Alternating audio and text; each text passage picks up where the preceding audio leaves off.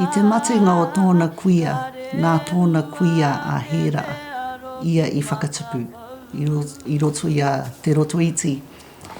I tōna hinganga, I haere atu a Muriwai ki te whānau rua taupare, ki Tokomaru.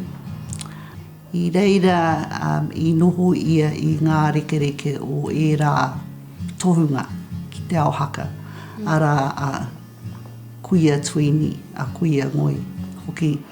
And nā raua ia I kipa, I aki, te whai I te Aotearoa, kia eke ia I roto I ana mahi haka katoa ki te kairangi o ngā mahi. O tira, ngā pōrāo ko Auntie Nan, ia I poe hoki mai I te wā e tamaitia nā Muriwai, tai rau atu ki tōna kaumātuatanga. Mō ngā tau e hia nei, tūaia pāpā hei pouwhakahaere mō te pōtuku Taonga o Te Waka Toi. Ko te whakakau I ngā tini tohunga toi Māori, tētahi haipapa nui I whakatinanahia e pāpā.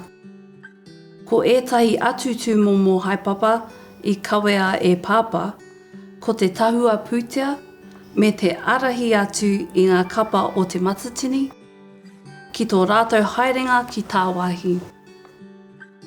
Ko te South Pacific Festival of Arts, ko te Venice Biennale, ko te Edinburgh Games, anō hoki ētahi kaupapa I hāpaitia e pāpā hei poutikanga. Ka tikina atu o nā tohu whakamutunga hei kōrero whakakapi. Kia u me u. Kia u ki ngā taonga tuku iho o rātou mā, me u ki tō mana Māori motuhake. Ti hei mauri ora.